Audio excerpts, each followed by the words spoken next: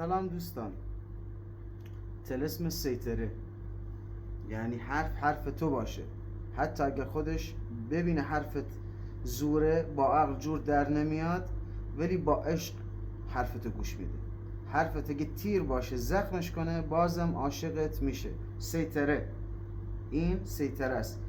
ساعت و زمان و بخور و هیچی نمیخواد. گفتم با طهارت کامل. تو الان حتی اگه نجس هم باشی، هم مشروب میخوری، واسه اون روزی که میخوای انجام بدی، اون روزو نخور، حموم کن، طهارت کن، رو به قبله بنویس، روز بعد برگرد به کارهای خودت.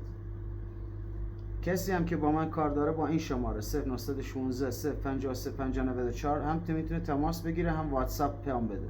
آقای مغربی. ولی طلسم خیلی آسونه. یک کاغذ سفید میاری، در هر روز گفتم و ساعت فقط طلسم رو مینویسی. یه سه اینجوری، یه سه اینجوری، یه سه اینجوری،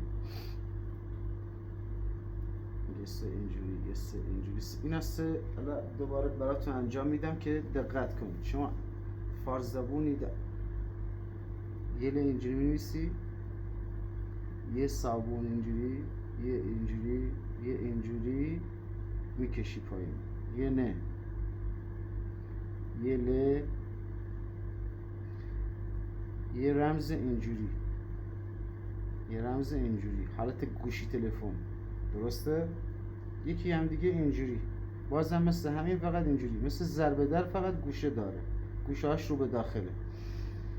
یه ل اینجوری، یه الف ه اینجوری، بعد یه این حالت این شکلی.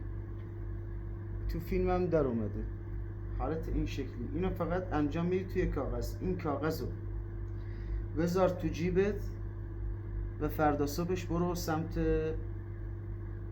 کاری که گفتم. حرفتو بزن، ببین حرفت خریدار داره یا نه. مهم این نیست، مهم اینه که من بنویسم، تو برو انجام بده و خبرم کن که چی کار کردی.